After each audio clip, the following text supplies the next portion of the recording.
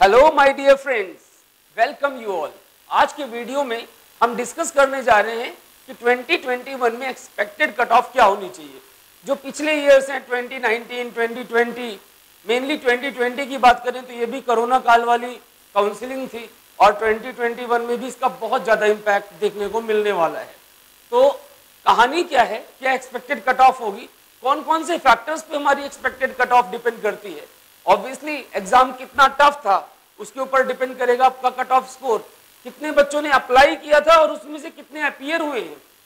कई सारे एब्सेंट भी हो जाते हैं, अराउंड 5 to 7% स्टूडेंट्स लगभग एवरेज डाटा है हर साल एब्सेंट होते हैं। तो कितने बच्चे एग्जाम में अपीयर हुए, एग्जाम की टफनेस क्या थी, इन सारी बातों पे हमारी कट ऑफ डिपेंड करती है और साथ में सीट्स की अवेलेबिलिटी कितनी है। तो let us move on to today's video. अगर हम 2020 से कंपेयर करें तो आप देखिए यहाँ पर 2020 में जो एग्जाम हुआ था वो 13 सितंबर को हुआ था, 13 सितंबर को, और लगभग 15.97 लाख बच्चों ने एग्जाम दिया था और इन्होंने रजिस्टर कराया था 15.97 और लगभग 14,10,000 बच्चों ने एग्जाम दिया था। 14,10,000 के आसपास बच्चों ने एग्जामिनेशन दिया था, जिसमें से 6.8 मेल कैंडिडेट्स थे 6.8 लाख और फीमेल कैंडिडेट्स लगभग 8.38 लाख थे। मतलब फीमेल्स का ओरिएंटेशन ज्यादा था नीट की तरफ। जबकि हम 2021 में इस साल देखें तो एग्जाम 12 सितंबर को हुआ है। आप ध्यान से देखिए, डेट संडे के कारण एक दिन का बस शिफ्ट है, बाकी डेट ऑलमोस्ट सेम है, इट इज 12 सितंबर।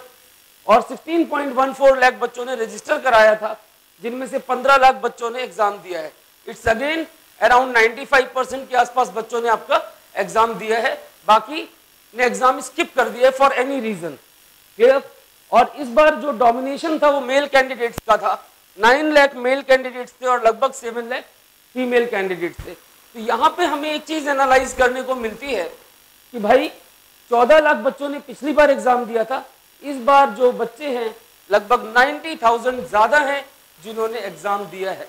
मतलब competition level has a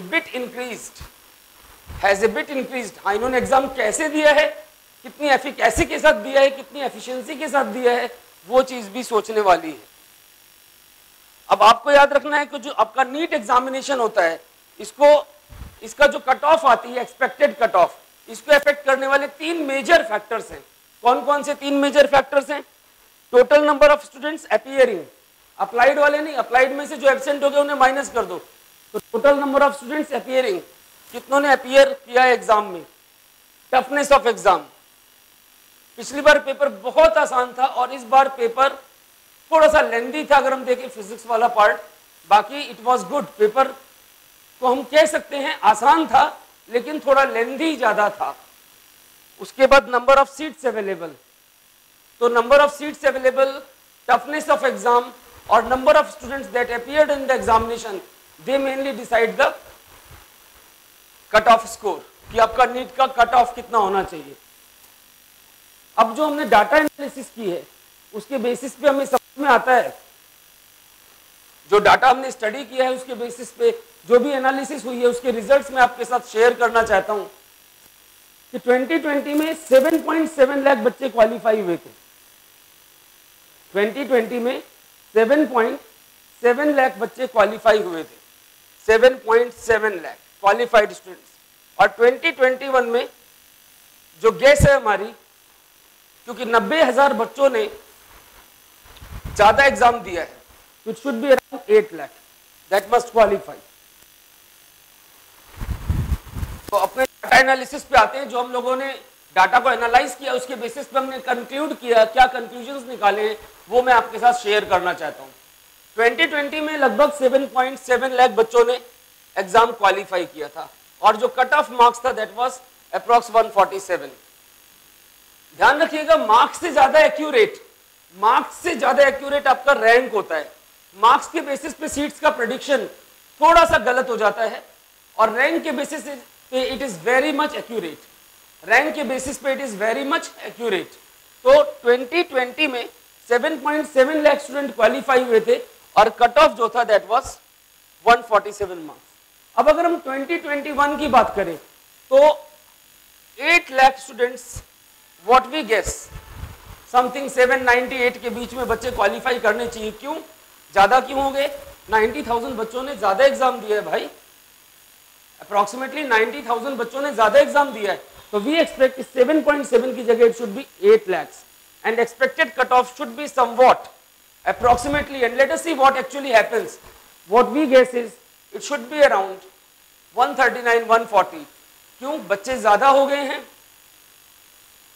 paper A bit हल्का सा टफ था, टफर साइड पे था, कहेंगे फिजिक्स वाला, टफ नहीं बोलेंगे, फिजिक्स का जो एग्जाम था वो हल्का सा लेंदी था, तो लेंदी था तो उसके कारण expected cut off should fall, it should be around 140 somewhat. Clear? तो बाकी जो भी ऑफिशियल अपडेट आएंगे तो वो तो हम देख ही सकते हैं अपनी ऑफिशियल वेबसाइट पर neet.nta.nic.in। तो ये सारी बातें आपको एनालाइज करके रखनी है। इसके बाद जो हमने डाटा एनालाइज किया है उसके लिए मैंने बताया कि कई बार सेम स्कोर, आपका कई बच्चों का स्कोर सेम होता है लेकिन उनकी रैंक अलग अलग होती है। अलग अलग ईयर्स में ये चीज देखने को मिली है, सेम स्कोर पे अलग अलग रैंक अलग अलग ईयर्स में आपने देखी है। तो याद रखिएगा, score is not that accurate as the rank is.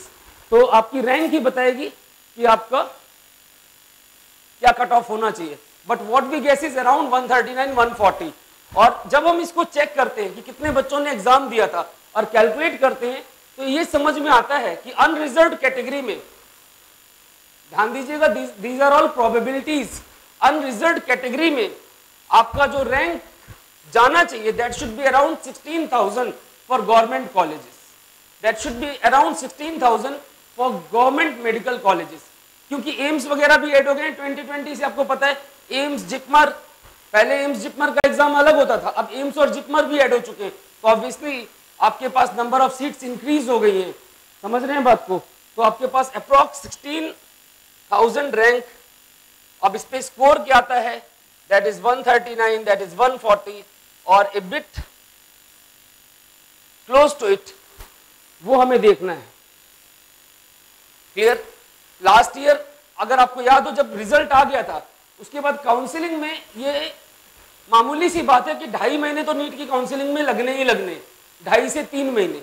और आपका जो सेशन है लास्ट ईयर वो जनवरी में शुरू हुआ था।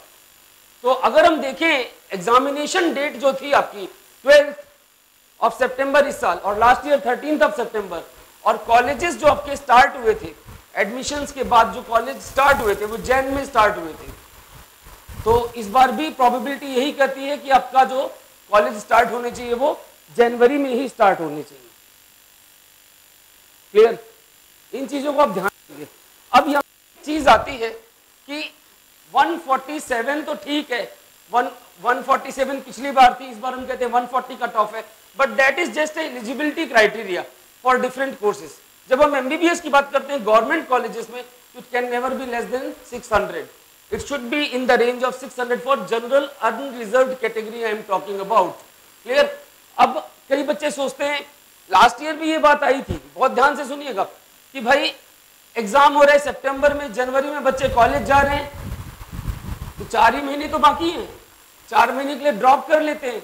ऐसा सोच के बहुत सारे बच्चों ने लास्ट ईयर ड्रॉप किया, और अब देखिए 4 महीने का गैप नहीं था, पूरा 1 साल हो गया, पूरा 1 साल हो गया, और उस 1 साल तक ये बच्चे पढ़ते रहे, जिसके कारण कंपटीशन लेवल और बढ़ गया, कंपटीशन लेवल और राइज हो गया। और इस बार भी ऐसा ही लग रहा है कि 4 महीने का गैप आएगा अगर जनवरी में एग्जाम आएंगे, but what the analysis says it should be around 6 to 8 months gap. तो if you are planning to drop, be prepared, it's not a 4 months gap, it's around 8 months gap for NEET examination. Okay, NEET examination 6 to 8 months, and then counseling 2.5 or 3 months, and then your admission.